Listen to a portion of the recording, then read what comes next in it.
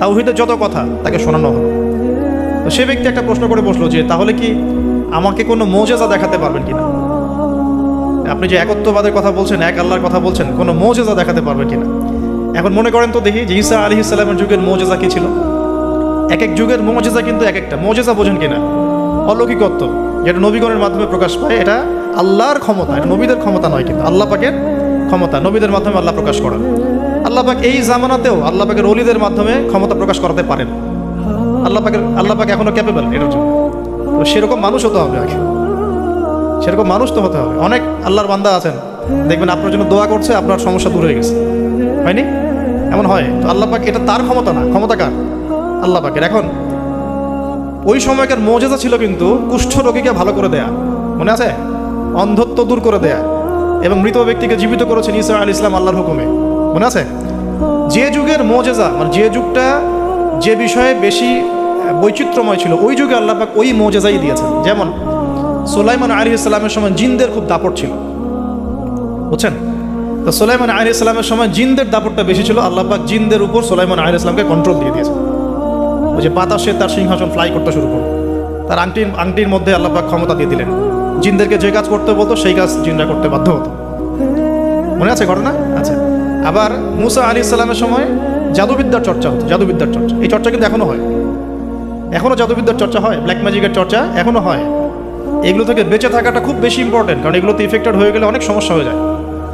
আমি শেষের দিকে প্রশ্ন তো পড়বে, কিছু আয়াত বলে দেবো আপনাদেরকে ইনশাআল্লাহ।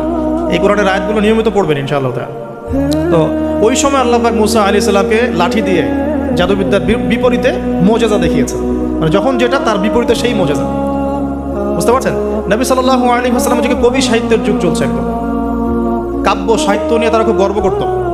আল্লাহ পাক কোরআন নাজিল করলেন, সব সাহিত্য ধসে গেল, এটা কোরআনের মুজিজা। আবার ঈসা আলাইহিস সালামের সময় চিকিৎসা বিজ্ঞানের খুব জয় জয়কার চলছিল আর কি। চিকিৎসা শাস্ত্র নিয়ে মানুষের অনেক বেশি আগ্রহ ছিল, যেটা এটা দিয়ে এটা হয়, এটা দিয়ে এটা হয়। আল্লাহ পাক তখন এমন মর্যাদা দিয়েছেন যে মৃত মানুষকে জীবিত করে দেখিয়ে দিয়েছে। তো এই দুই ব্যক্তিকে ওই নাজ্জার হাবিব বিন ইসরাইল, সে ব্যক্তি বলছে যে আমাদেরকে কোনো মর্যাদা দেখাতে পারো কিনা। এখন সে বলছে ঠিক আছে, মর্যাদা দেখাতে পারবো ইনশাআল্লাহ। আমার এই সন্তান, আমার এই ছেলে দীর্ঘদিন থেকে চোখে অসুখে ভুগছে, এক চোখ নষ্ট হয়ে যাচ্ছে, তুমি শেফা দিতে পারবে কিনা আল্লাহর হুকুমে। আল্লাহ পাকের দরবারে তারা সেজদায় পড়ে গেলেন, আল্লাহর কাছে সাহায্য চাইলেন, তার চোখে হাত বুলালেন, আলহামদুলিল্লাহ চোখ ভালো হয়ে গেল। এগুলো কিন্তু কোনো গাল গল্প নয়। এবার হাবিব নাজ্জার, তার কিন্তু বিশ্বাস হয়ে গেল, হ্যাঁ এটা তাওহীদের ফসল, এটা তাওহীদের ফসল। এবার তিনি দেনান সাক্ষ্য দিলেন যে আশহাদু আল্লা ইলাহা ইল্লাল্লাহ ওয়া আন্না মুহাম্মাদান, তখন ছিল না, তখন ছিল কি ঈসা রূহুল্লাহ ওয়া আবদুহু, এরকম একটা কালিমা ছিল তখন, ঠিক আছে? তো তিনি মুসলমান হয়ে যেটা করলেন, ওই জনপদের থেকে নির্জনতা অবলম্বন করা শুরু করলেন। তিনি মুসলমান হয়ে কিন্তু জনপদের ভিতর ঢুকে পড়েন নাই, প্রথমে একটু নির্জনতা অবলম্বন করা শুরু করলেন, কারণ সমাজের সবাই কিন্তু মুশরিক। এখন ওখানে যদি আপনি সরাসরি ঢুকে যান, ঢুকায় আপনি এখন যদি জোরে জোরে তাকবীর দেওয়া শুরু করেন, তাহলে তো রিমান্ড হবে আর কি। তো তিনি নিজেকে একটু সেফ করে একা একা ইবাদত করা শুরু করলেন। এখানে আমাদের শিক্ষা আছে কিন্তু।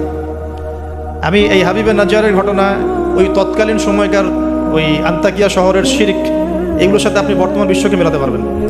এখনকার বিশ্বের অবস্থাও কিন্তু মোটামুটি এরকমই।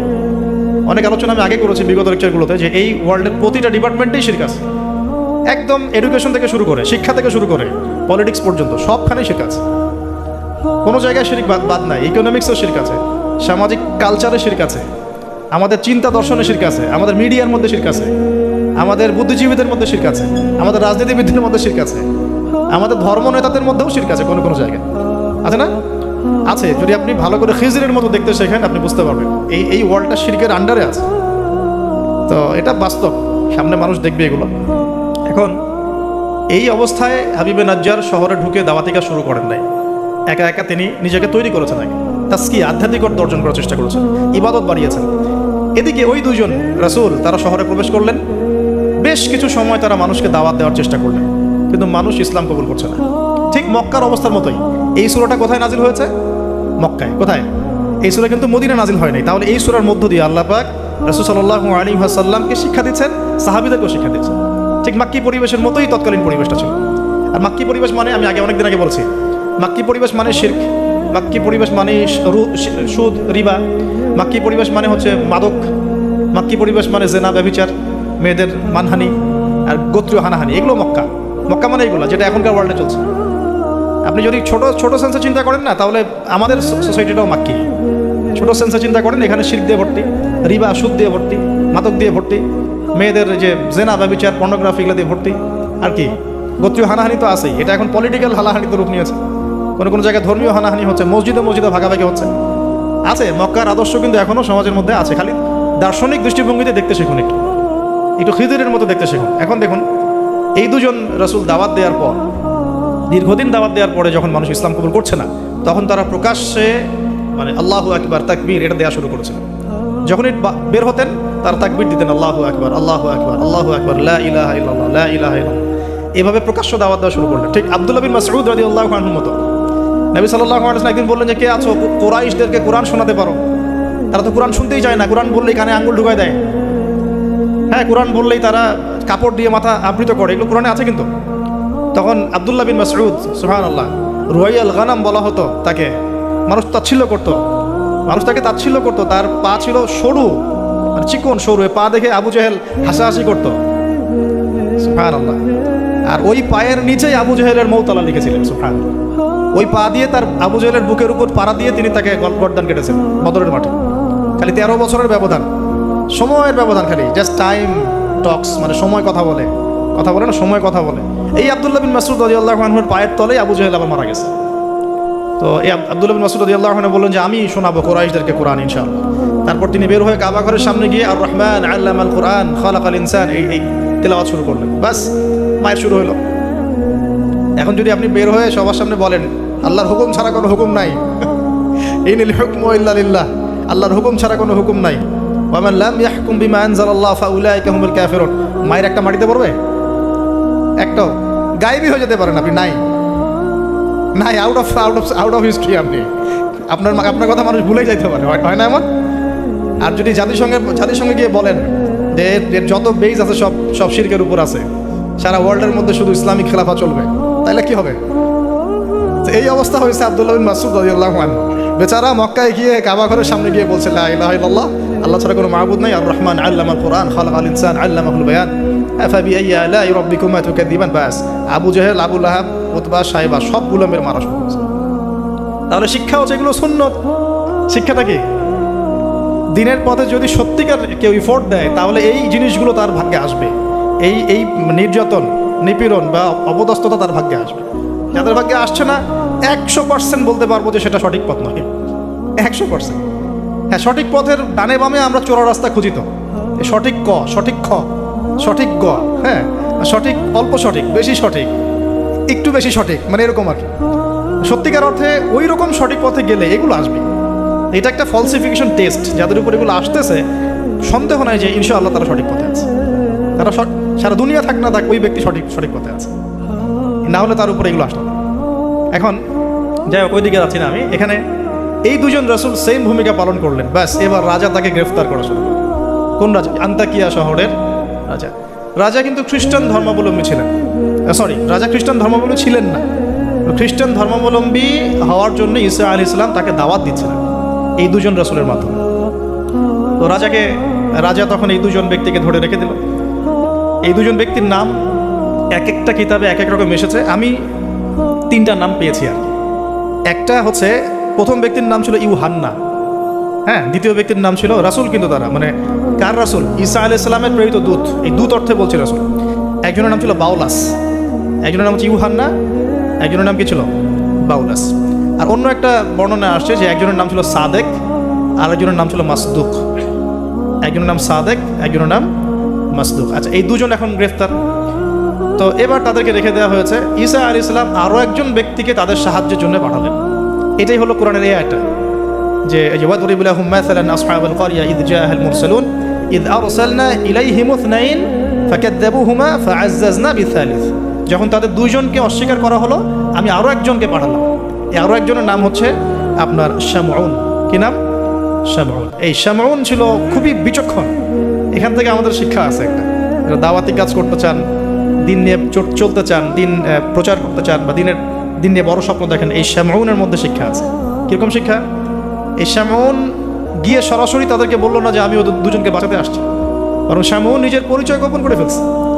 শামউন নিজের পরিচয় গোপন করে সে অর্ডিনারি মানুষের রূপে সমাজে মেলামেশা শুরু করল। সে মোটামুটি একটা ছদ্মবেশ ধারণ করেছে এবং আস্তে আস্তে আস্তে আস্তে রাজার ঘনিষ্ঠ মানুষদের সাথে তার একটা সম্পর্ক তৈরি হয়েছে।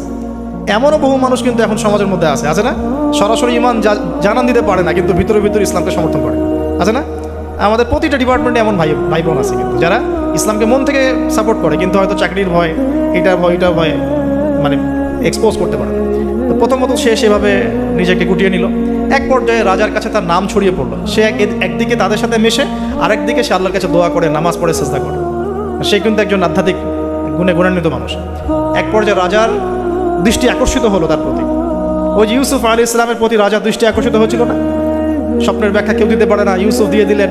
7 বছর দুর্ভিক্ষ, ওকে আমার কাছে নিয়ে আসো, ওকে আমার কাছে নিয়ে আসো, ওকে আমার কাছে নিয়ে আসো, আমি তাকে আমার নিকটস্থ কাছের মানুষ বানিয়ে দিব। তো রাজা বা শাসক যদি সৎ হন, মনের মধ্যে যদি সততা থাকে না, তিনি খুঁজে বের করতে পারবেন কার দ্বারা আসলে জাতির খেদমত হওয়া সম্ভব। এটা দায়িত্ব তাদের খুঁজে বের করা যে কোন কোন মানুষদেরকে কাছে নিয়ে আসলে দেশের বা জাতির খেদমত হবে। এই সৎসাহস তো সবাই দেখাতে পারে না। এখন এই ব্যক্তি, এই রাজা মোটামুটি এদিক থেকে বিচক্ষণ ছিল। সে এই শামউনকে কাছাকাছি নিয়ে আসলো, নিয়ে এসে বললো যে তোমার সব কথাবার্তা আমার কাছে খুব ভালো মনে হয়, তোমার জ্ঞানতাত্ত্বিক কথাবার্তাগুলো তুমি বলো, এগুলো খুব ভালো মনে হয়, তো তুমি আমার কি উপকার করতে পারো? তো শামউন বলছে যে আমি শুনেছি যে আপনার জেলখানায় 2জন ব্যক্তি আছে। কোন 2জন? আগে 2জন গ্রেপ্তার। তো তাদের ব্যাপারে আপনার কি মন্তব্য? আমার মন্তব্য, আমি আসলে ভাবার সময় পাইনি তাদেরকে নিয়ে, রাজা খুব ব্যস্ত ছিল। তাকে আমার কাছে নিয়ে আসেন, আমি কিছু কথা বলতে চাই তাদের সাথে। শামউনের কথা শুনে রাজা নিয়ে আসলেন তাদের 2জনকে। এবার শামউন কৌশলে এই 2 ব্যক্তির মাধ্যমে রাজাকে দাওয়াত দিচ্ছে। শামউন এদেরকে বলছে যে তোমরা কোন আল্লাহর ইবাদত করো, কোন আল্লাহর কথা বলছো? আমাদের এখানে তো এমন কোনো আল্লাহ নাই। তখন তারা আবার ব্যাখ্যা দিচ্ছে, আমরা সেই আল্লাহর কথা বলি যে আল্লাহ ছাড়া কোনো ইলাহ নাই, যিনি আসমান থেকে বৃষ্টি বর্ষণ করেন, যিনি মৃতকে জীবিত করেন, ইত্যাদি ইত্যাদি। তাওহীদের সব কথা তারা বলা শুরু করলেন এবং রাজা কিন্তু শুনছে। শোনার মাধ্যমকে শামউন নিজে। তাহলে এখানে আমাদের শিক্ষা আছে না? আপনারা একটু ইসলামের পথে আসলেই সমাজ থেকে ডিসকানেক্টেড হতে চান কেন? সমাজের মধ্যেই থাকতে হবে। সমাজের মধ্যে থেকেই আপনি সমাজের ভিতরে ইসলাম ছড়িয়ে দিবেন ইনশাআল্লাহ। ঠিক আছে? ইনশাআল্লাহ একদিন সমাজ পরিবর্তন হবে। আমরা যদি সমাজ থেকে ডিসকানেক্টেড হয়ে যাই তাহলে তো সমাজ নষ্ট হয়ে যাবে। দেখুন, অনেক যুবক ছেলে আমাদেরকে বলে, ভাইয়া নামাজ পড়তাম না, এখন নামাজ পড়ি, এখন বিসিএস পরীক্ষা দিব না ভাবছি। কেন দিবেন না? ওর সাথে কী সম্পর্ক? ওর সাথে কী শত্রুতা? আপনি আরও বড় বড় পোস্টে যান, মানুষকে তাওহীদের দাওয়াত দেন, তাওহীদ প্রতিষ্ঠার চেষ্টা করেন। আল্লাহ হেফাজত করুন, আল্লাহ তৌফিক দান করুন। এখন এই শামউনের থ্রু দিয়ে এই 2 ব্যক্তি রাজাকে দাওয়াত দিলেন। মাশাআল্লাহ। এবার রাজা জিজ্ঞাসা করছে যে কোনো মুজিজা আছে না, কোনো অলৌকিকত্ব দেখাতে পারবে? আমরা যে আল্লাহর ইবাদত করি, মাঝে মাঝে কিন্তু জিনের উপাসনা করলে কিছু অলৌকিকত্ব দেখা যায়। মানে অলৌকিকত্ব না, মানে ভেলকিবাজি দেখানো যায় আর কি। দেখবেন জিনতাত্ত্বিক যারা চর্চা করে দেখবেন ভেলকি দেখায় মানুষকে। আপনি কোনো কবিরাজের কাছে গিয়েছেন, আপনাকে বলে দিবে যে 2 বছর আগে তুই এটা করছিলি না, এরকম কিন্তু বলে দেবে। আপনাকে ধাক্কা লাগলো যে হ্যাঁ তাই তো, আমার তেমন হয়েছে। আসলে ও যে জিনের উপাসনা করে, ওই জিন আপনার যে কারিন আছে এর সাথে কানেকশন ফিক্স করে। কারণ আপনার জিন ফিউচার জানে না, কিন্তু আপনার জিন তো আপনার হিস্ট্রি জানে। আপনার জিন আপনার হিস্ট্রি জানে। তো তখন আপনার কাছে মনে হলো হ্যাঁ তাই তো, আমি তো অমুক দিন অমুক মেয়ের জন্য দাঁড়াইছিলাম এখানে। আচ্ছা ঠিক আছে। এখন সে বলল যে হ্যাঁ আমরা মৌজাদা দেখাবো ইনশাআল্লাহ। কি মৌজাদা? 7 দিন আগে একটা বাচ্চা ওই রাজ দরবারে মারা গেছে। কয়দিন আগে? দাফন হয়নি এখনো, 7 দিন আগে মারা গেছে, লাশ সংস্কার হয়নি, লাশের অবস্থাও ভালো না। এখন এই 2 ব্যক্তি আল্লাহকে সব দোয়া করলেন, আল্লাহ আজকে যদি তুমি মুজিজা আমাদের হাত দিয়ে আমাদের মাধ্যমে দেখাও, ইনশাআল্লাহ এরা তাওহীদের উপর চলে আসবে। তো আল্লাহ রাব্বুল আলামিন মুজিজা দেখালেন, ওই 7 দিনের মৃত বাচ্চা জীবিত হয়ে। এবার জীবিত হয়ে সে বলে উঠলো যে আমি আসমানে দেখেছি, এই বাচ্চা বলছে, এবার আমি আসমানে দেখেছি একজন সুন্দর, মানে চুলের বর্ণনা দেওয়া হয়েছে যে আমরা যেটাকে সিল্কি চুল বলি আর কি, লম্বা কাত পর্যন্ত সিল্কি চুলওয়ালা একজন মানুষ, একজন ব্যক্তি 3 জনের জন্য আল্লাহর কাছে দোয়া করছে। কয়জনের জন্যে? তার মানে সে মেবি ঈসা আলাইহিস সালামের দিদার পেয়েছে, মেবি, আল্লাহ ভালো জানেন, এটা বারজাখ। এখন রাজা এবার হকচকিয়ে গেল, 3 জনকে কি? আমরা তো 2 জন জানি, 3 জনকে। তখন ওই ব্যক্তি বলছে শামউন একজন, এই ব্যক্তি একজন। তখন শামউন দেখলেন যে রাজার এর উপর বেশ প্রতিক্রিয়া সৃষ্টি হয়েছে কথার উপরে। তখন শামউন আরো বড় চাপ দিল এই 2 জনকে যে না, তোমাদের এটা হয়তো কোনো জাদু হতে পারে। শামউন, তোমাদের কোনো জাদু হতে পারে, আমাদের এই রাজার এক মেয়ে মারা গেছেন, তোমরা পারলে তাকে জীবিত করে দেখাও দেখি। এবার তারা দুজন আবার সেজদায় পড়ে গেলেন, আল্লাহর কাছে দোয়া করলেন। আল্লাহ রাব্বুল আলামিন ওই রাজার দীর্ঘদিন আগে মৃত্যুবরণকারী একজন মেয়ে, তাকে কবর থেকে জীবিত করে তুলে দিলেন।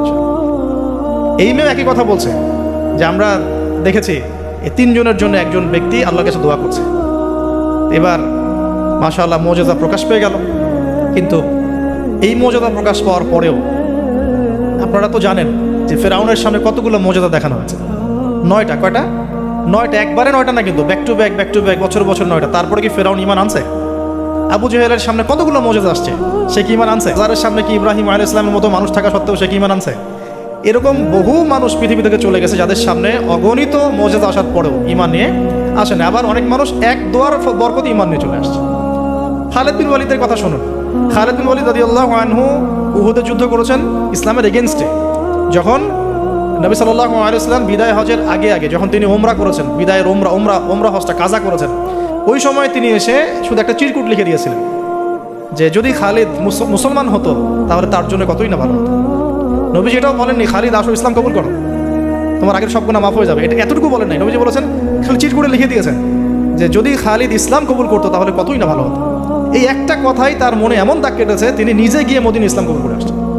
আর তারপরে তো জানেন তার হাতে ইসলামের কতগুলো বিজয় হয়েছে, প্রায় 80 থেকে 100টা ব্যাটেল তিনি লড়ছেন ইসলামের জন্য, এবং কোনো ব্যাটেলেই তিনি কিন্তু পরাজিত হন নাই। তাকে বলা হয় সাইফুল্লাহ, আল্লাহর তরবারি। এখানে একটা কথা বলি, এই মানুষকেও শয়তান ওয়াসওয়াসা দিত। এই খালিদ বিন ওয়ালিদ রাদিয়াল্লাহু আনহুকেও এই যে বললাম না, চোখ লাগা, বদনজর, ওয়াসওয়াসা, এই সমস্যা হতো। এই সমস্যাগুলো আমাদেরও হয়, হ্যাঁ, এবং এই অনলাইনের মাধ্যমে এটা বেশি হয়। তখন তিনি এসে নবীজিকে বলছিলেন যে আমাকে একটা দোয়া শিখায় দেন ইয়া রাসূলুল্লাহ। তিনি কিন্তু বীর বিক্রম, একজন সাহসী বীর সাহাবী।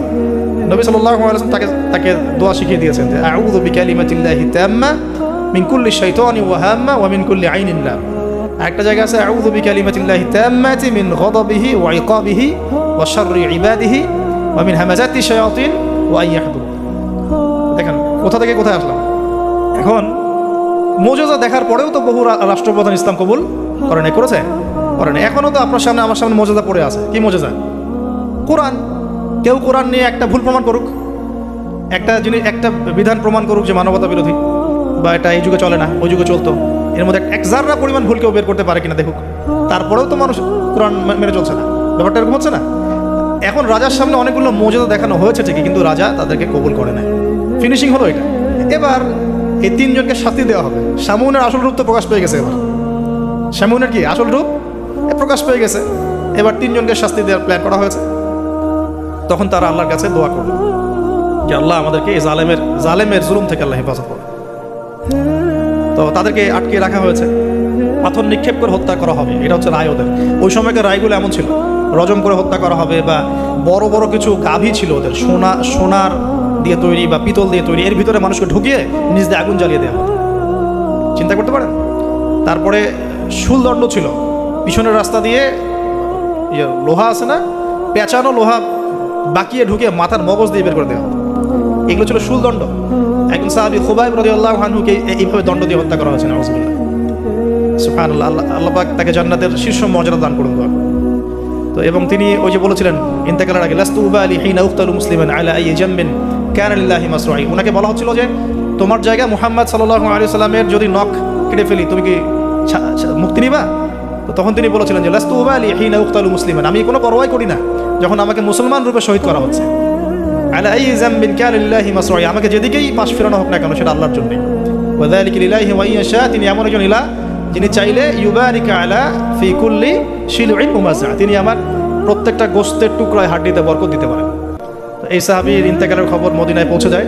এটা পড়ে নিয়েন, এটা রাজির ঘটনা, রাজির ঘটনার মধ্যে পাবেন। সিরাত অবশ্যই পড়বেন, আর আমার জন্য দোয়া করবেন যে আমি চেষ্টা করছি আগামী বইমেলা আসার আগেই সিরাতের উপর একটা অনবদ্য কিতাব লেখার জন্য। আল্লাহ পাক তৌফিক দান করুন। সমস্ত সিরাতের বইগুলোকে একত্রিত করে, এবং আমার টুকটাক কিছু গবেষণা আছে ভাঙাচুরা, সহজ সাধ্যভাবে যাতে ইয়াং জেনারেশন খুব সহজে বুঝতে পারেন সিরাটাকে, একটা মোটামুটি 500-1000 পৃষ্ঠার একটা বই আসবে ইনশাআল্লাহ। আল্লাহ পাক তৌফিক দান করে নেবেন। তো অনেকে অনেক টপিকের কথা বলেছিলেন আমাকে যে এটা নিয়ে লিখেন, এটা নিয়ে লিখেন, ভাই এটা নিয়ে লিখেন, ভাই আখিরুজ্জামান নিয়ে লিখেন। ঠিক আছে, তো আমি বললাম যে না, আগে রাসূল সাল্লাল্লাহু আলাইহি ওয়াসাল্লামের বরকত দিয়ে শুরু হবে ইনশাআল্লাহ। আল্লাহ নবীর বরকত যার কপালে নসিব হবে ইনশাআল্লাহ তার ফিউচারটা ভালো হবে। তো আল্লাহ পাক আমাদেরকে সহজ করুন, তৌফিক দান করুন। এখন এখানে এই তিনজনকে আটকে রাখার পর যেটা বলছিলাম, এবার তাদেরকে পাথর নিক্ষেপ করে হত্যা করার কথা বলা হয়েছে। আর তারা এখানে আল্লাহর কাছে দোয়া করছেন। এর ফলশ্রুতিতে ওই রাজ্যের মধ্যে দেন দুর্ভিক্ষ শুরু হয়ে গেল। কি হলো ভাই? একদম দুর্ভিক্ষ। ওয়ার্ল্ড কি আসতেছে দুর্ভিক্ষের দিকে?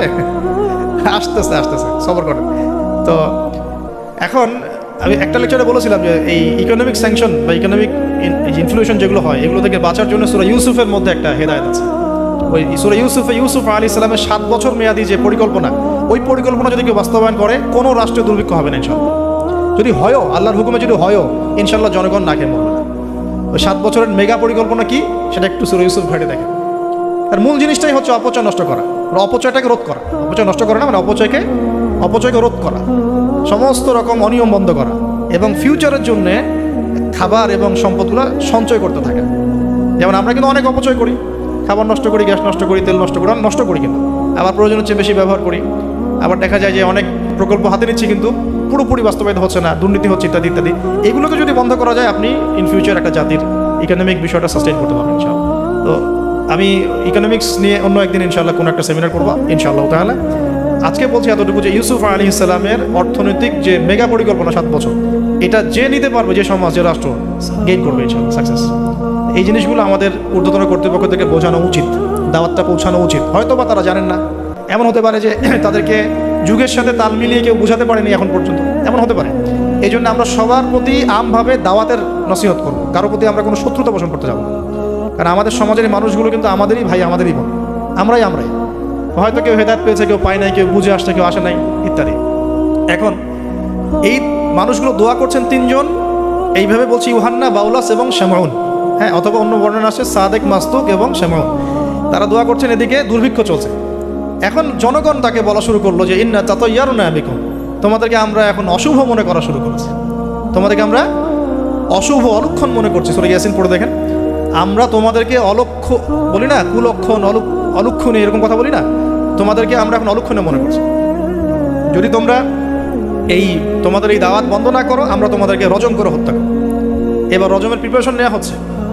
এবার সেই ঘটনা, ওয়াজা মিন আকসাল মাদিনাতি রাজুলুন ইয়াসআ। এবার ওই মদিনা মানে কিন্তু নগর, মদিনা মানে একটা শহর, মদিনা মানে ওই শহরের দূরবর্তী একটা জায়গা থেকে, দূরবর্তী জায়গা মানে কোনটা, ঢোকার এন্ট্রান্সটা, ওই যে হাবিবে নাজ্জার মনে আছে, ওয়াজা মিন আকসাল মাদিনাতি রাজুলুন ইয়াসআ, একজন ব্যক্তি দৌড়ে আসলো, ইয়াসআ মানে দৌড়ে আসলো, ইয়াসআ ক্বালা ইয়া কওমি ইত্তাবিউল মুরসালিন, দৌড়ে এসে তখন তার ওই ব্যক্তি কওমকে বলছে, হে আমার কওম, এই রাসূলদের অনুসরণ করো।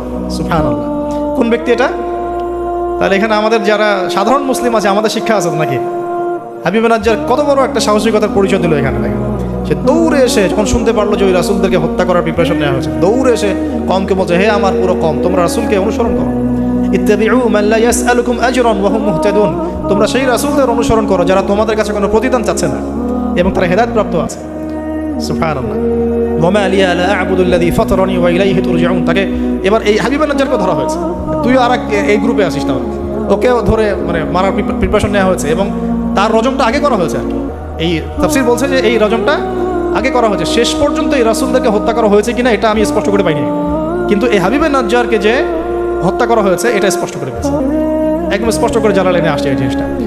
এখন তাকে ধরা হলো, তুইও তাদের গ্রুপের মধ্যে একজন। তো সে বলছে, ওয়া মা লিয়া লা আ'বুদুল্লাযী ফাতারানি ওয়া ইলাইহি তুরজাউন, আমি কেন আল্লাহর ইবাদত করব না? তার অ্যানসারটা এরকম, আমি কেন আল্লাহর ইবাদত করব না যে আল্লাহ আমাকে এভাবে সৃষ্টি করেছেন এবং তার কাছে আমাকে ফিরে যেতে হবে? কোন লজিকে আমি তার ইবাদত করব না? মানে তাওহীদের যত রকম সংজ্ঞা তিনি শেখালেন, বললেন, বোঝালেন, মানুষ বুঝতে চাইল না।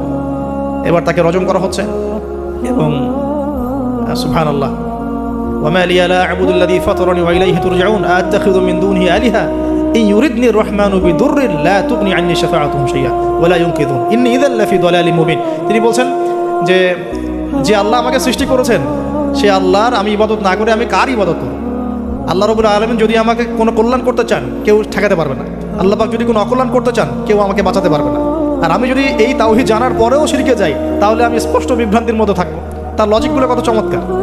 এবার তাকে হত্যা করা হচ্ছে আর কি। হ্যাঁ, সুবহানাল্লাহ। ইন্নী ইযাল লাফি দালালিম মুবিন ইন্নী আমানতু বিরাব্বিকুম ফাসমাউন। সে বলছে, ইন্নী আমানতু বিরাব্বিকুম ফাসমাউন, তোমরা আমাকে হত্যা করছো কিন্তু জেনে রাখো যে আমি, তোমরা শুনে রাখো, জেনে রাখো না, ফাসমাউন তোমরা শুনে রাখো, তোমরা আমাকে হত্যা করছো করো, কিন্তু শুনে রাখো যে আমি ঈমান এনেছি আমার রব এবং তোমাদের সবার রবের প্রতি। আমি তোমাদের এইসব তন্ত্রমন্ত্র শিরিক কুফর এসবে বিশ্বাস করে না।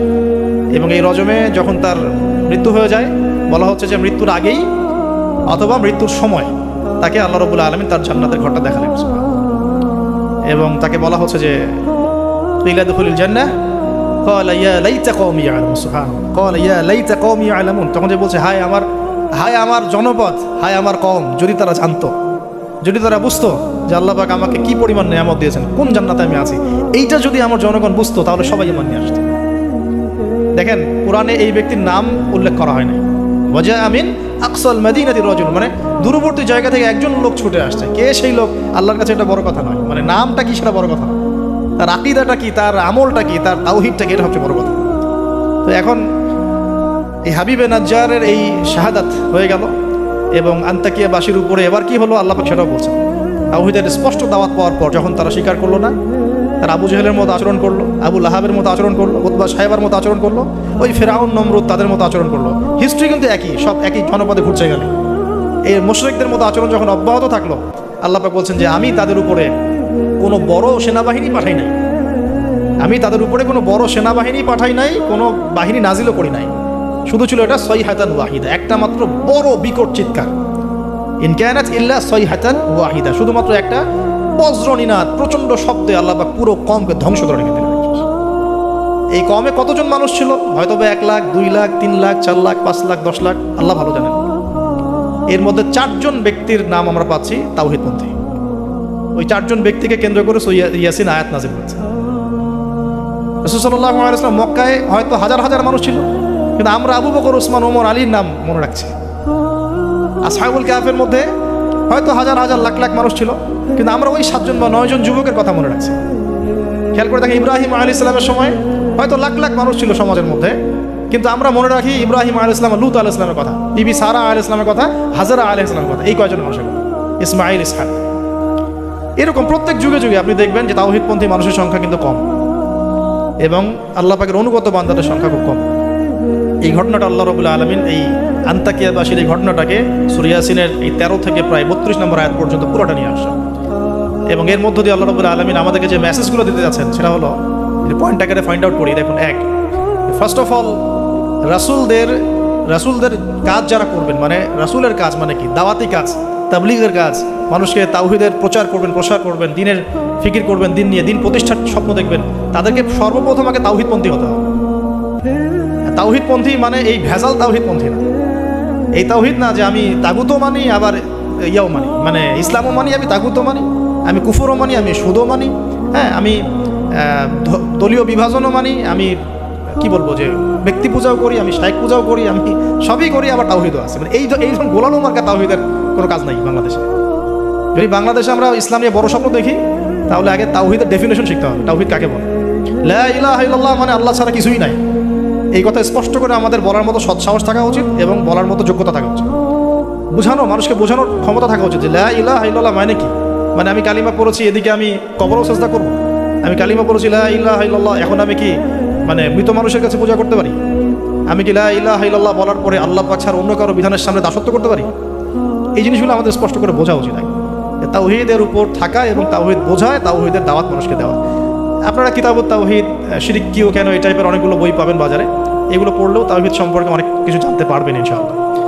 আর সব তাওহীদ একসাথে এস্টাবলিশ করা যায় না, ধাপ থাকে।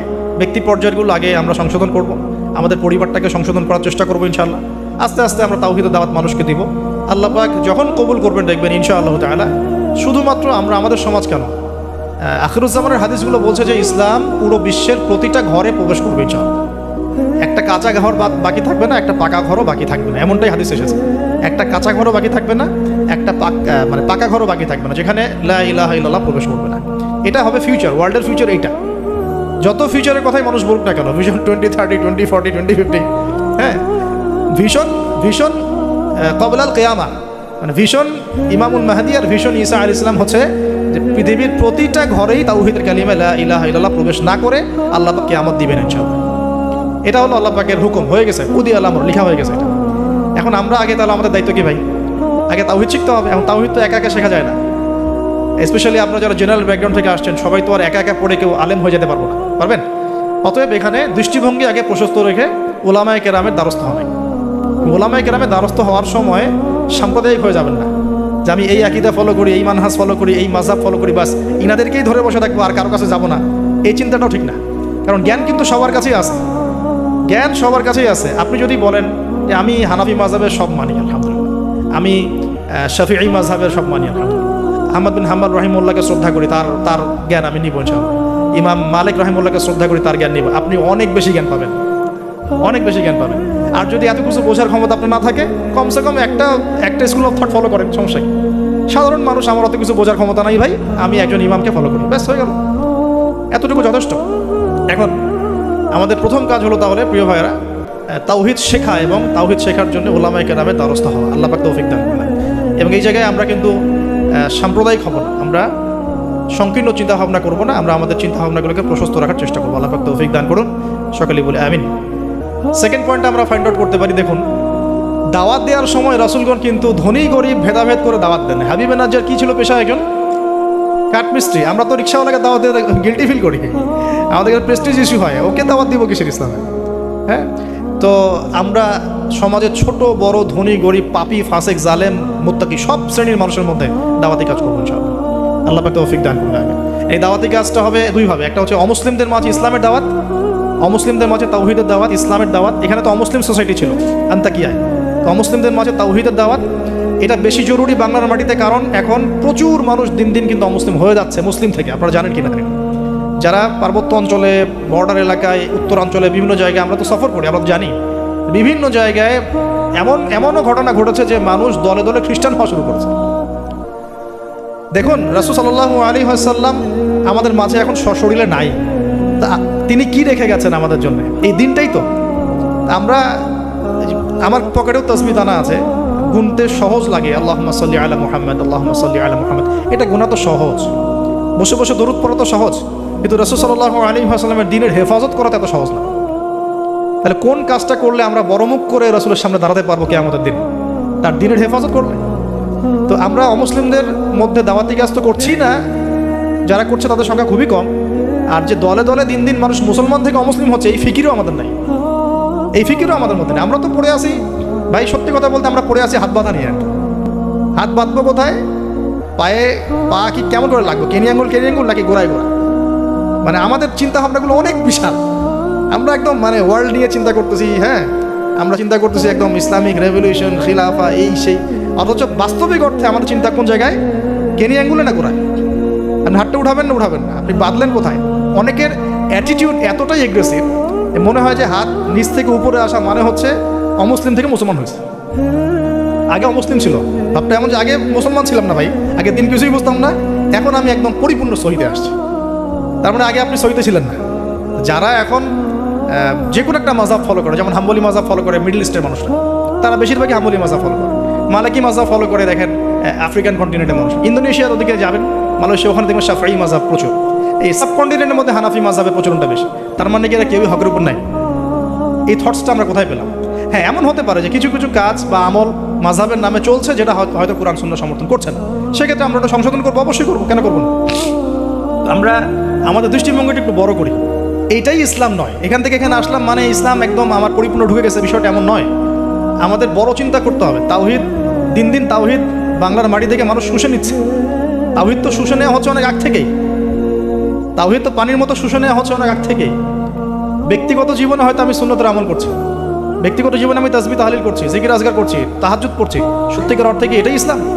ইসলাম বলতে এতটুকুই বোঝায়? তো এই জিনিসগুলো আমাদের একটু বড় করে ভাবা উচিত। আর ইখতিলাফি মাসালাগুলোকে নিয়ে এত বেশি আর আল্লাহর রাস্তায় ঝগড়া করেন না। অলরেডি মসজিদ ভাগ হতে হতে হতে হতে আমরা মানে এমন একটা সময় ছিল যখন সবাই বলতো যে এইগুলা বাতিল, এটাই হক। নাম বলছি না আমি, XYZ, এগুলো বাতিল, এইটা হচ্ছে হক। তো পরে দেখা গেলো হকের মধ্যে হক, হক ক, হক খ, হক গ, হক ঘ, এগুলো শুরু হয়েছে। আর আপনি কোথায় যাবেন? তো এখানে একটা ভালো দৃষ্টিভঙ্গি এরকম যে আমরা সবার প্রতি শ্রদ্ধা রাখতে পারি, আমরা সবার মতাদর্শের প্রতি শ্রদ্ধা রাখতে পারি তো কমসে কম, যে হ্যাঁ ওই ভাইয়ের কাছে কিছু দলিল আছে, আমার কাছেও আছে, তার দলিলটা কতটুকু অথেন্টিক, আমারটা কতটুকু অথেন্টিক না, এই গভীরে ঢোকার মতো জ্ঞান তো আমাকে অর্জন করতে হবে। আমি দু চারটা বই পড়ে কী বা শিখে ফেললাম? এমন দু চারটা বই পড়ে আমি কী বা শিখে ফেললাম? আর যে রেফারেন্সগুলো দেয়া আছে বইয়ের নিচে, ওই রেফারেন্সগুলো ঘাটার মতো যোগ্যতা আমার হয়েছে কিনা? মনে করেন একটা বই পড়ছেন, নিচে আপনার একদম সব বুখারি মুসলিম লেখা। তো এই বুখারি মুসলিমের ভিতরে ঢোকার যোগ্যতাটা কি আপনার হয়েছে কিনা, ওইটার উসুল আপনি বোঝেন কিনা, ওই হাদিসটা সত্যি সত্যি ওই মাসালা সাবিত করে কিনা এটা আপনি বোঝেন কিনা, ওই হাদিসটাকে নিয়ে ওই দলিলটাকে নিয়ে আপনি কি অন্য কোনো মুহাক্কিক আলেমের কাছে গিয়েছেন কিনা, তাদের জবাবটা শুনেছেন কিনা। আমরা অনেক ছোট জায়গায় আছি ভাই। আমি একটু খোলামেলা কথা বলছি, আমরা এখন অনেক ছোট পরিসরে চিন্তা করছি। ইসলামের এগেনস্টে যারা কাজ করছে ওরা অনেক বড় করে চিন্তা করছে, ওরা দিন দিন মানুষকে অমুসলিম বানাচ্ছে। আপনি একটু সফর করেন, আল্লাহ পাক তো বলেছেন সফর করো, জমিনে ঘোরো, দেখো দিনের ফানজুর কাইফা কানা আকিবাতুল মুকাদ্দিবিন, আল্লাহ পাক ঘুরতে বলেছেন, দেখতে বলেছেন। সফর করে দেখতে থাকেন যে কি অবস্থা চলছে। আমরা বিশ্বাস করেন, মানে আমরা ঢাকায় যে বাসা থাকি, ওই বাসার সামনে যে গলি, ভাড়া বাসা আমাদের, আমরা প্রায় দেখি যে 10-20 জন ছেলে পেলে আড্ডা মারে গোল করে। তো প্রথমে ভাবলাম যে মেয়েটে দেখে, হয়তো ছেলেরা তো এগুলোই করে না। পরে দেখলাম ওই 5 মিনিটের মধ্যে একজন গাজা বানায় ফেললো, আর 4-5 জন টানে শেষ। আমি যে চোখে দেখলাম, আমি বড় জোরকে ধমক দিলাম একটা, যদি কালকে দেখি কান ফাটায় পারবো। আমি গতকালকে কথা বলছিলাম, তো এখন আমি তো আর কিছু করতে পারবো না। আল্লাহ পাক যদি আমাকে ক্ষমতা দিতেন, আমি তখন অ্যাকশন নিতে পারতাম। এই হলো যুব সমাজের অবস্থা। এদের বয়স 15 থেকে 20 বছরও না, 15 থেকে 20 বছরের যুব সমাজের অবস্থা আজকে ভয়াবহ। প্রশাসনের ভাইরা আছে, জিজ্ঞেস করে দেখেন কিশোর গাঁয়ের কী অবস্থা, টিকটক প্রজন্মের কী অবস্থা। এরা এমন কোনো পাপ নাই করতে বাকি রাখতেছে না। এরা কিশোরদের অবস্থা, আমাদের বাচ্চাদের অবস্থা দেখেন, স্কুল কলেজে যারা পড়ছে ছোটো ছোটো বাচ্চারা, সব তো ডিভাইস এডিক্টেড, সারাদিন ডিভাইস নেই। ওর তো মাথার মধ্যে, ওর মাথার যে মানে এনার্জিটা, যে সেলগুলো ডেভেলপই হতে দেয়নি আমরা। ও যে পরিবারে বড় হচ্ছে, পরিবারের স্বামী স্ত্রীর মধ্যে সুসম্পর্ক নাই, হৃদ্যতাপূর্ণ কোনো পরিবেশে দেখছে না। হ্যাঁ, ওর খাওয়ার ঠিক নাই, ও মানে শারীরিক কসরত নাই। হ্যাঁ, খালি একটা সার্টিফিকেটকে আমরা সব মনে করছি। 10টা-5টা প্রাইভেট পড়তেছে, মনে করছে আমি আমার ছেলেকে মানুষ করে ফেলাম।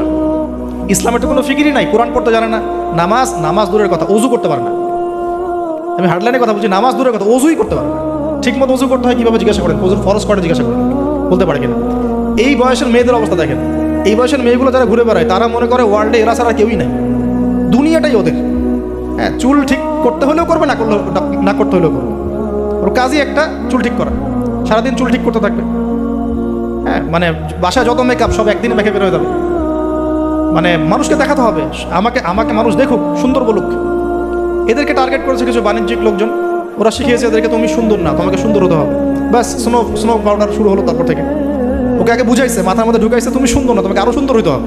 ব্যাস তারপরে যে এই ক্রিম সেই ক্রিম, ব্যবসা শুরু হয়ে গেল, এই পার্লার সেই পার্লার। মানে এই মেয়েগুলার, আপনি বিশ্বাস করেন, এই টিকটক প্রজন্মের কথা বলছি, কিশোর গ্যাংয়ের কথা বলছি, ছেলেরা যতটা না বদ, এই মেয়েদের একটা বড় অংশ তার চেয়ে অনেক বেশি বদ, অনেক বেশি। তারা চায়, কিছু মেয়ে চায় যে তাকে যেন টিস করা হয়, কিছু মেয়ে চায় যে সে ছেলের পিছনে বাইকে করে ঘুরবে।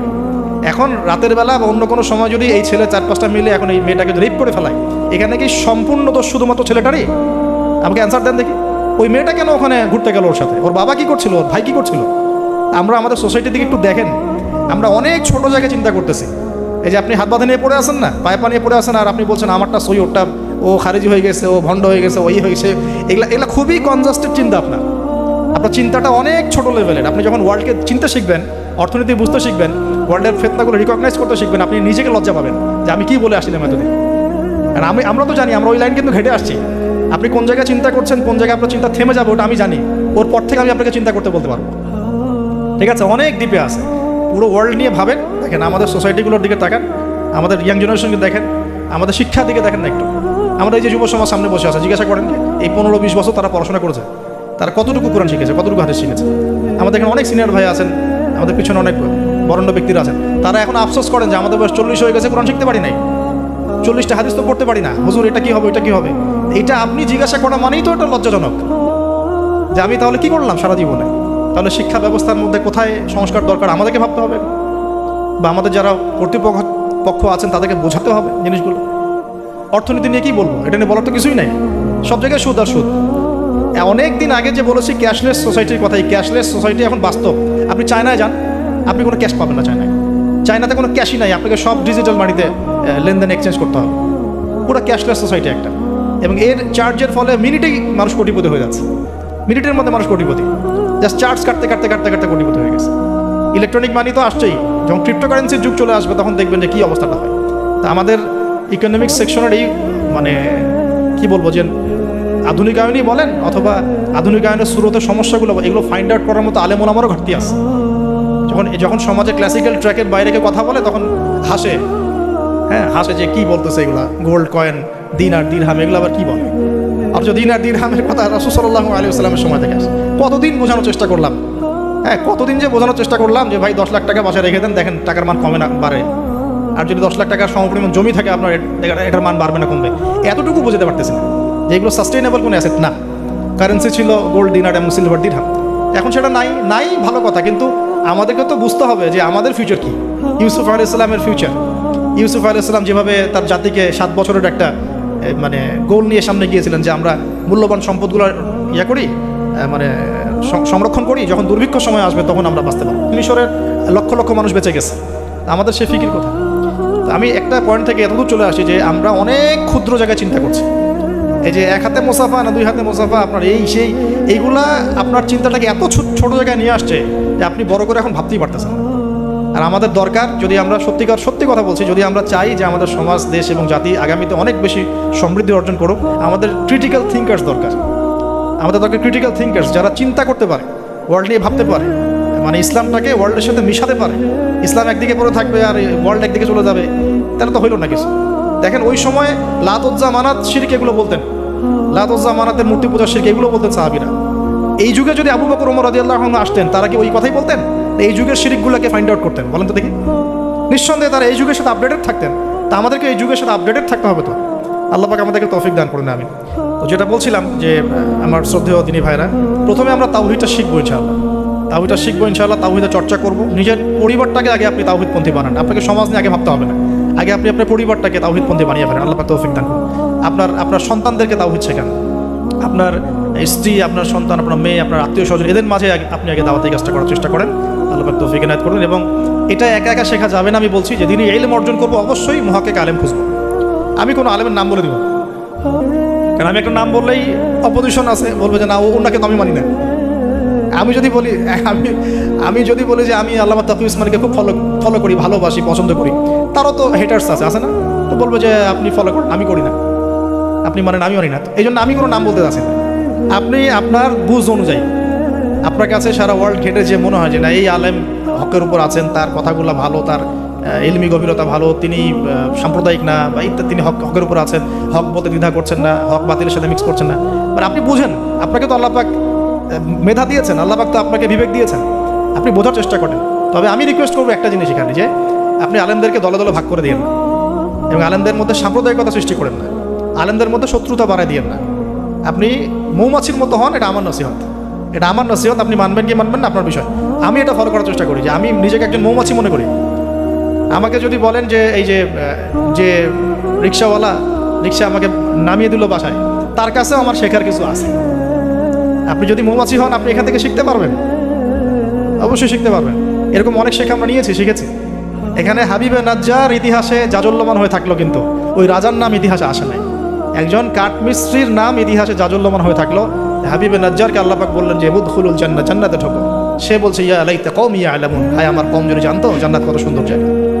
অতএব প্রিয় ভাইরা, মৌমাছি হয়ে যান, যেখানে হক পাবেন, ভালো ভালো দিনী ইলম পাবেন, আপনি সেটা নেওয়ার চেষ্টা করেন। পরে আস্তে আস্তে যখন আপনার ম্যাচুরিটি বাড়তে থাকবে, আপনি বুঝবেন যে আসলে কোনটা হকের সবচেয়ে বেশি কাছাকাছি।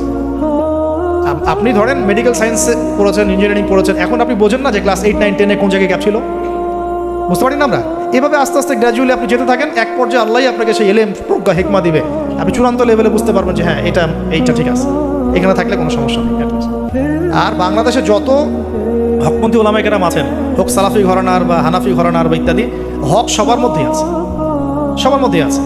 তবে কিছু কিছু ব্যক্তি আছে, উভয় ঘরানারই কথা বলছি, কিছু কিছু ব্যক্তি যারা আমানতের সাথে খেয়ানত করছে। ওই জিনিসটা বুঝতে হলে আপনাকে ওই লেভেলে যেতে হবে।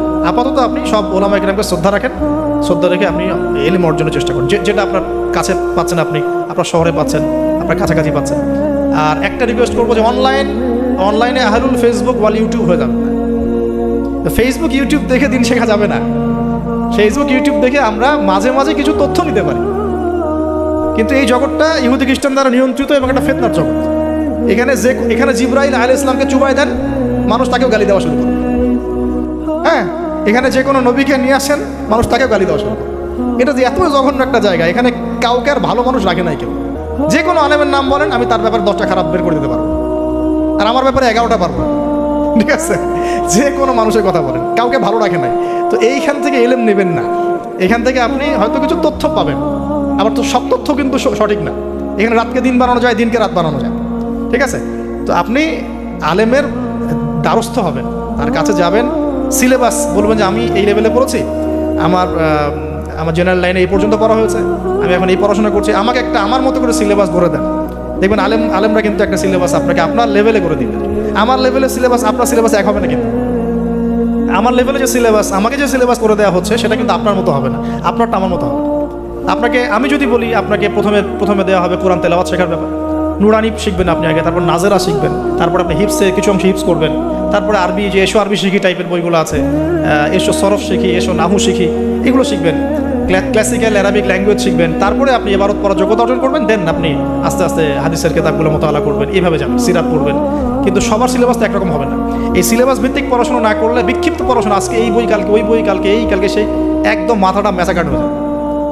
এই বিক্ষিপ্ত মাথা দিয়ে আপনি না কিছু চিন্তা করতে পারবেন, না সত্য মিথ্যা বুঝতে পারবেন। তখন আপনার মাথাটাকে যে কোনো দিকে নিয়ে যাওয়া সম্ভব। আমার মাথা এত সহজে যে কোনো দিকে নেওয়া সম্ভব হবে না ইনশাআল্লাহ, বিকজ আমি এগুলো সব ঘাটাঘাটি করেছি। এমন একটা কথা বললেই আমি ফট করে গ্রহণ করবো না, কিন্তু আমি কিন্তু বিষয়টাকে অনেক গভীরে গিয়ে যাচাই বাছাই করে তারপর সিদ্ধান্তে আসার চেষ্টা করব। কিন্তু যারা বিক্ষিপ্ত মানসিকতা, যে কোনো দিকে নেবেন, বাতাস ওই দিকে দৌড়ানো শুরু করবে। এবং বাংলাদেশে যে চরমপন্থার যে একটা ব্যাপার আছে না, চরমপন্থী একটা আকীদার ব্যাপার আছে, এইটা এই বিক্ষিপ্ত মানসিকতারই ফলশ্রুতিতে হয়েছে। তারা যদি কনস্ট্রাকটিভ সিলেবাসে পড়াশোনা করতো না, তাদের মানসিকতা এমন হতো না, কিন্তু উগ্র হতো না। তারা বুঝতো, সমাজ বুঝতো, রাষ্ট্র বুঝতো, বিশ্ব বুঝতো, ওইভাবে তারা ইসলামকে নিয়ে যাওয়ার চেষ্টা করতো। আল্লাহ পাক আমাদের সবাইকে এই বুঝগুলো অর্জন করে তৌফিক দান করুন। আমি আসলে অল্প সময়ে অনেক বেশি কথা বলতে চাই, হয়তো একটু এলোমেলো করে ফেলছি। তাওহীদের চর্চা, পরিবার, সমাজ, আস্তে আস্তে আত্মীয়দের মধ্যে, এবং দ্বীনি ইলম অর্জন, ওলামায়ে কেরামের সোহবত, এই কথাগুলো বেসিক কথা। এর পাশাপাশি আমরা বলবো যে দেখুন, এই প্রত্যেক যুগে যুগে আন্তাকিয়াবাসীর যে অবস্থা ছিল, প্রত্যেক যুগে যুগেও কিন্তু তাওহীদ আর শিরকের কনফ্লিক্ট এমনই ছিল। আপনি আবু জাহেলের যুগ বলেন, আবু লাহাবের যুগ বলেন, উতবা সাহেবার যুগ বলেন, ফেরাউন নমরুদের যুগ বলেন, সেম হিস্ট্রি। এখন আমাদের ওয়ার্ল্ড অ্যাফেয়ার্সও সেম, আমাদের ওয়ার্ল্ডেও এইভাবেই চলছে। এখানে শিরক আছে, এখানে কুফর আছে, আমাদের ওয়ার্ল্ডে সুদ আছে, আমাদের ওয়ার্ল্ডে জিনা আছে, আমাদের ওয়ার্ল্ডে পর্নোগ্রাফি আছে। যত পাপ আছে পৃথিবীতে, এই সমস্ত পাপের গ্লোবালাইজেশন হয়েছে এই ওয়ার্ল্ডে। আমরা একটা ভয়ঙ্কর বিশ্বে বাস করি। আমাদের মতো ভয়ঙ্কর বিশ্বে মনে হয় যে ওই আবু জেহেলরাও থাকে না। বিশ্বাস করেন না এটা? আবু জেহেলের যুগে শিরক ছিল, এটা গ্লোবালাইজেশন ছিল না। আবু জেহেলের যুগে রিবা ছিল, কিন্তু ওইটার গ্লোবালাইজেশন ছিল না, এত র্যাপিডলি মানে ফিতনা ছড়িয়ে পড়তো না। আমরা সবচেয়ে ফিতনাময় পরিবেশে বসবাস করছি। সামনে আরও ফিতনা আসবে, তারপর হয়তো আল্লাহ পাক কোনো একটা কিছু আনবেন ইনশাআল্লাহ, কারণ রাতের পরে দিন আসবে, এটাই স্বাভাবিক। তো এখন এই ফিতনাগুলো পরিবেশে আমাদের কীভাবে আমরা চলবো? তাহলে ফার্স্ট অফ অল আমাদের ইলম অর্জন এক নম্বর। তারপরে আমি বলবো যে আমাদের ইলম অনুযায়ী বেশি বেশি আমল দরকার, অনেক বেশি আমল দরকার, এবং অনেক বেশি আলেমদের সাথে সোহবত দরকার। এই সোহবতে আমাকে দিন শেখাবে, আমল উৎসাহিত করবে। একা একা না থাকা, কিছু দিনই ভাই মিলে অ্যাটলিস্ট একটা অ্যাসোসিয়েশন বা ফাউন্ডেশন বা কিছু এক সোশ্যাল কোনো ওয়ার্ক, মানে এরকম কিছু নন পলিটিক্যাল, নন প্রফিটেবল, এগুলোর মধ্যে থাকা। তাহলে আপনি মানে একে অপরের সাথে মোজাকারা করে চলতে পারবেন। বা এগুলো করতে না পারলেও যে কোনো একটা বৃহত্তর জামাত, যেমন যেটা ক্লাসিক্যাল ট্রেন্ড আছে, কেউ কওমির মধ্যে আছেন, কেউ তাবলিগে আছেন, কেউ সালাফিজমে আছেন, মানে একটা ঘরানা ফলো করে চলা। তাহলে আপনার কিছু দিনী ভাইয়ের সাথে আপনি মানে মিলেমিশে থাকতে পারবেন, আপনাকে ইসলাম সংশোধন করতে পারবে একজন আরেকজনের। আর এখানে বিভক্তি না বাড়ানো, ঐক্যবদ্ধ থাকতে গিয়ে আবার বিভক্ত বানায় দল ক্রিয়েট না করে ফেলা। মনে করেন আমরা একটা ফাউন্ডেশন করলাম, এই ফাউন্ডেশনটাকে একটা দল মনে করা, না মনে করা যে আমি আমারটাই সত্য মিথ্যা চূড়ান্ত মানদণ্ড, এরকম মনে না করা। বরং আপনাকে সবার সাথে মিউচুয়াল করে চলার চেষ্টা করতে হবে। মানে হকপন্থীদের কথা বলছি, হকপন্থীদের সাথে মিউচুয়াল করে চলার চেষ্টা করতে হবে। তো না হলে ওইটা আবার আরেকটা ফেরকা হয়ে যাবে। হক প্রতিষ্ঠা করতে গিয়ে নতুন একটা ফেরকার জন্ম দিয়ে ফেলেন, যেটা হয়েছে বাংলাদেশে হক প্রতিষ্ঠা করতে গিয়ে মানুষ বহু ফেরকার জন্ম দিয়ে ফেলছে। এমন যে বললাম না, হক খ, কেউ কারোর সাথে কারো আমার মিল নেই। কয়ের আমির একজন, খয়ের আমির একজন, গয়ের একজন, ঘয়ের একজন, এইরকম হজবরল একটা হসপস অবস্থা হলে তো সমস্যা। তো একসাথে থাকবো। শোনেন, এই কথাটা খুব ভালো করে শোনেন। আব্দুল মালিক সাহেবের বই থেকে কথাটা বলছি, আমি অনেক শ্রদ্ধা করি। মতানৈক্য থাকবে, তার উপর ঐক্য হবে। মতানৈক্য আছে, ওই ভাই আমার ধরেন যে বাবরি চুল পছন্দ করে, আমি করি না। ওই ভাই মনে করেন যে কি বলবো, রফিল আদান করে, আমি করি না। ওই ভাই মনে করেন যে কি বলবো, যে হ্যাঁ জোরে আমিন বলে, আমি আসতে বলি। মতানৈক্য তার সাথে আমার আছে, কিন্তু তারপরেও আমাকে একসাথে থাকবে। এরকম অবস্থায় না আসতে পারলে আপনি বাংলাদেশ কেন, সারা ওয়ার্ল্ড অ্যাফেয়ার্স চিন্তা করে মুসলিমদের ঐক্যবদ্ধ কোনো প্ল্যাটফর্ম বা কোনো রকম রেভলিউশন এটা আসলে সম্ভব, বরং এই সুযোগগুলো কাজে লাগায় অমুসলিম যারা আছে, ইসলামের শত্রু যারা আছে, এরা আপনাকে আরও ডিভাইড অ্যান্ড রুল নিতে থাকবে। End of the day you will destroy yourself, আপনি নিজেকে ধ্বংস করে ফেলবেন। আর এরপরে আমাদের এখনকার করণীয় হচ্ছে ফিতনাগুলো রিকগনাইজ করা, ফিতনাগুলো চিহ্নিত করতে শেখা যায়, কোন কোন জায়গায় কোন কোন ফিতনা আছে, তারপরে সেখান থেকে বাঁচার পদ্ধতিগুলো গ্রহণ করা। আর একটা কথা বারবার জোর দিয়ে বলছি আমি, ইলম অর্জনের কোনো বিকল্প নাই, প্রচুর পড়াশোনা করতে হবে। আল্লাহ পাক আমাদের সবাইকে প্রচুর পড়াশোনা করার তৌফিক দান করুন। মনে করেন এখন থেকে নিয়াত করেন যে ইনশাআল্লাহ আগামী 10 বছর আমরা ডানে বামে এত না দেখে পড়াশোনাই করতে থাকবো, খালি পড়াশোনা করতে থাকেন। আপনাকে এখন রাষ্ট্রের দায়িত্ব নেওয়ার দরকার নেই, আপনি পড়াশোনা করেন, দিনই ইলম অর্জন করেন, প্রচুর পড়াশোনা করেন, করে আপনি ডিনামাইট হন ভিতর থেকে, ঠিক আছে? ইনশাআল্লাহ আপনার আমার যদি যোগ্যতা থাকে, আল্লাহ যদি আমাদের মধ্যে কবুলি মানে ইসলাহ দেখেন, সংশোধন দেখেন, মানে খালেস নিয়াত দেখেন, হ্যাঁ খুলুসিয়াত দেখেন, আল্লাহ পাক চাইলে আপনাকে অন্ধকার থেকে তুলে রাষ্ট্রের নেতা বানাইতে পারেন না? ওই যে জেলখানার কূপ থেকে তুলে ইউসুফ আলাইহিস সালামকে রাষ্ট্রের দায়িত্ব দেওয়া হয় নাই? এই দায়িত্ব কে দিয়েছে? আল্লাহ পাক দিয়েছে। তো এটার যোগ্যতা, পড়াশোনা করা, প্রচুর ইলম অর্জন করার চেষ্টা করি, আল্লাহ পাক তৌফিক এনায়েত করুন। আমিন। এর সাথে আমলটা বাড়াই, উলামায়ে কেরামের সোহবত এবং তাসকিয়া মানে আত্মশুদ্ধি। ডেইলি আমরা যে কাজগুলো করি এর মধ্যে দোয়া থাকবে, জিকির থাকবে, হ্যাঁ তাসবিহ তাহলিল থাকবে, কোরআন তেলাওয়াত থাকবে। কোরআন তেলাওয়াত মিস দিয়েন না, প্রত্যেক দিন কমপক্ষে 1 ঘন্টা কোরআন তেলাওয়াত করেন, বা 1 ঘন্টা না পড়ে 1 পারা কোরআন তেলাওয়াত করেন, 1 পারা টার্গেট নেন যে আমি পার ডে 1 পারা করে কোরআন তেলাওয়াত। এবং আমার ওস্তাদ আমাকে নসিহত করেন, ওনার নাম হাবিবুর রহমান, উনি বলছেন যে তিনটা কাজ কোনোদিন ছাড়বা না, কোনোদিনও ছাড়বা না। এক হচ্ছে প্রতিদিন কোরআন নর্মাল তো তেলাওয়াত করোই, একটা পৃষ্ঠা হলেও অর্থসহ পড়বে, একটা পৃষ্ঠা হলেও অর্থসহ। এই যে 5টা আয়াতের উপর আমরা কিন্তু আজকে আলোচনা করলাম, 4-5টা আয়াতের উপর অর্থসহ পড়বে। 2 নাম্বার হচ্ছে রাসূল সাল্লাল্লাহু আলাইহি ওয়াসাল্লামের হাদিস 4-5টা করে প্রতিদিন পড়ার চেষ্টা করুন, একটা বিশুদ্ধ বই থেকে। আর রাসূলের সিরাত জীবনী 2-3টা পৃষ্ঠা হলেও পড়ার চেষ্টা করুন প্রতিদিন। এই কাজগুলো করলে হয় কি, ঈমান তাজা হয়। আপনি ওযুর ফজিলত জানেন, অনেকদিন আগে পড়েছেন, এখন ওযু করতে গেলে সেই ফিলটা আপনি পাবেন না। আপনি এখনই ওযুর ফজিলতটা আরেকবার পড়ে যান, দেখেন আপনি ওযু করতে গেলে একটা ফিল পাবেন যে এটা আমার গুনাহ মাফ হচ্ছে। এটা হচ্ছে ইলম অর্জনের ফলে আমাদের কিন্তু ঈমানটা রিচার্জ হয়। তো আমলটা বাড়াই, ডেইলি এই আমলগুলো চালু করি, জিকির আজগার, তাসবিহ তাহলিল। পারিবারিক তালিম করতে পারলে খুব বেশি ভালো হয়। হ্যাঁ, পরিবারে দাওয়াত দিব, পরিবারে আমরা এগ্রেসিভ হব না, পরিবারে অলওয়েজ দাওয়াত দিবেন। পরিবারবর্গ ইসলাম মানে দাওয়াতের পথে আসলো কি না, হ্যাঁ আপনার সংশোধনের পথে আসলো কি না, এটা নিয়ে এত বেশি ওভার ব্লাস্টেড হওয়ার দরকার নেই। আমার দায়িত্ব দাওয়াত দেওয়া, বোঝানো, ভাই বুঝিয়েছি, দোয়া করি আল্লাহর কাছে, আল্লাহ যেন সবাইকে হেদায়েত দেন, ব্যাস দ্যাটস অল, আপনার কাজ হয়ে গেছে। এরপরে আমরা আমাদের সামর্থ্য অনুযায়ী দাওয়াতের কাজ অব্যাহত রাখবো। হয়তো ওলামায়ে কেরামের সোহবতে বা যে যেভাবে করছেন আলহামদুলিল্লাহ, প্রতিষ্ঠিত কোনো জামায়াতের মধ্য দিয়ে অথবা ক্লাসিক্যাল ইসলামিক ট্রেন্ডে যে যেভাবে কাজ করছেন আলহামদুলিল্লাহ, এই কাজগুলোকে সমন্বয় করাটাই চ্যালেঞ্জ। বাংলাদেশে প্রচুর কাজ হয় ইসলামে, আল্লাহ পাক কাকে যে কবুল করবেন, আমি খুব মনে মনে দোয়া করি আল্লাহ পাক যেন একজন যোগ্য মানুষকে কবুল করেন, যিনি এই দ্বীন ইসলামের যে কাজগুলো দেশে চলছে এগুলোকে যেন ইউনাইটেড করতে পারেন। এইটা চ্যালেঞ্জ আর কি। কাজ যে হচ্ছে না তা না, কাজ প্রচুর হয়, দিনই কাজ প্রচুর। আমাদের মসজিদের অভাব নাই, মাদ্রাসার অভাব নাই, মক্তবের অভাব নাই, কিন্তু বিশ্বাস করেন যে ওই যে ইসলামের ইকামাত, ওই ইকামাতের ছিটাফোটাও নাই আমাদের। অতএব এটাকে আমাদের মধ্যে আল্লাহ পাক যেন যোগ্য ওমরের মতো কোনো মানুষ দিয়ে কবুল করে নেন। আল্লাহ পাক আমাদেরকে এই যুগের আবু বকর, ওমর, ওসমান, আলী হওয়ার তৌফিক দান করে নেন। তো শেষ কথা হলো যে এই জিনিসগুলো আমরা পরিবারে এস্টাবলিশ করার চেষ্টা করি, হালাল খাই, রিজিকের মধ্যে আমরা একটু হালালত্বের চেষ্টা করি, হারাম থেকে বাঁচার চেষ্টা করি। মেয়েদের থেকে সতর্কতা অবলম্বন, মেয়েদের থেকে সতর্ক থাকেন। আপনার রিজিকের সামর্থ্য হয়ে গেছে, আপনি বিয়ে করে ফেলেন, কিন্তু কোনো রকমের হারাম কোনো সম্পর্কে টিকে যাবেন না। খুবই খারাপ জিনিসটা। যার মধ্যে জিনা ঢুকে যাবে সে কখনো আল্লাহর মারিফত অর্জন করতে পারবে না। যার মধ্যে জিনা ঢুকে গেছে এর মনটা পবিত্র হতে পারবে না, তো মনের মধ্যে শয়তানি কিলবিল করবে, মনটা পবিত্র হতে পারবে না। পর্ন দেখার অভ্যাস থাকলে বাদ দিই, মেয়েদের দিকে তাকানো, চোখ নিচু করার অভ্যাস করার চেষ্টা করি। আমি তো আপনাদের শহর ঘুরে ঘুরে আসলাম একটু আগে, এখানে চোখের হেফাজত করাটা ঢাকার মতোই কঠিন, ঢাকার মতোই কঠিন। তো এখানে আপনাদেরকে আরও বেশি ইমানের পরিচয় দিতে হবে। আমাদের সবাইকে আল্লাহ পাক তৌফিক দান করুন। চক্ষু নিচু করা, পারলে বিয়ে শাদী করে ফেলা এবং পর্ন থেকে দূরে থাকা। হয়তো আমরা ইউটিউব, ফেসবুকে অনেক মুভিজ দেখি, এটা দেখি, ক্লিপ দেখি, এগুলো বন্ধ করতে হবে। যদি আমরা সত্যিকার অর্থেই চাই যে ইসলাম নিয়ে কিছু করতে, এ যুগের আবু বকর, ওমররা যেভাবে চিন্তা করতেন ওইভাবে চিন্তা করতে হবে। আল্লাহ পাক আমাদের সবাইকে কবুল করুন। আর আমাদের সন্তানদের ব্যাপারে আমরা ফিকির করব, তাদেরকে আমরা কোথায় পড়াবো, কীভাবে মানুষ করব, এই বিষয়গুলো ফিকির করব। একটা ফিকির আমি ঢুকাই দিচ্ছি আজকে, এই ফিকিরটা নিয়ে এত হার্ডলি কখনো পড়ি নাই, এখন বলছি, সেটা হলো ফিজিক্যালি ফিট থাকার চেষ্টা করব। ফিজিক্যালি ফিট থাকাটা অনেক বেশি ইম্পর্টেন্ট, যেটা আমি নিজে এখন সাফার করতেছি। এই যে মাহফিল টাহফিল এগুলো ঘুম হয় না, খাওয়া ঠিক নাই, জার্নি এই করতে করতে মানে দেখা যাচ্ছে যে আমরাও ফিজিক্যালি অনেক সময় এই বয়সেও দুর্বল হয়ে যাচ্ছি, মানে ইফোর্ট দিতে পারছি না, ইত্যাদি ইত্যাদি। অথচ রোজা রেখে আমি নিজে, আমার মনে আছে রোজা রেখে আমি 2 বেলা 2টা ম্যাচ খেলেছিলাম। কি টার্গেট ছিল, তামিম ইকবাল হব, কি একটা অবস্থা। হ্যাঁ, এবং আলহামদুলিল্লাহ অল্প সময় অনেক তো গিয়েছি, আল্লাহ পাক ওই হিস্ট্রিটা মিটিয়ে দিয়েছেন, আমি শুকরিয়া আদায় করি আল্লাহর কাছে। কিন্তু এখন কিন্তু আপনি সেটা আমি পাচ্ছি না। আমি এখন আমাদের বাসায় যে রানিং মেশিনগুলো আছে এগুলোতে দেখা যায় 20-30 মিনিট দৌড়ালে আমি হাঁপায় যাচ্ছি। আমার এখনও মনে আছে যে আমি একটা রংপুর যে ক্রিকেট গার্ডেন একটা ইয়াস আশরাফুল্লাহ ওই সময় খেলতো, ওইখানে আমরা 10 রাউন্ড দিয়েছি, 10 রাউন্ড। তো এই ফিজিক্যাল ফিটনেসের ব্যাপারটা খুব গুরুত্ব দিচ্ছে এই কারণ আমরা যদি ইসলাম পালন করতে চাই, আল্লাহর ইবাদত করতে চাই, দিনের জন্য কিছু করতে চাই, ফিজিক্যালি ফিট থাকতে হবে। এই জন্য খাওয়ার ব্যাপারে সতর্ক হন। খাওয়া, আমরা তো মাশাআল্লাহ ইজিপ্টকে খাওয়ার তো মানে আসছি, আমরা আলোচনা শুনতে খাওয়া শুরু করলাম। মানে বিশ্বাস করেন আমরা গরু খাওয়া মুসলিম হয়ে গেছি। আমরা এখন খালি গরু, শুক্রবার মানে কি গরু খাও।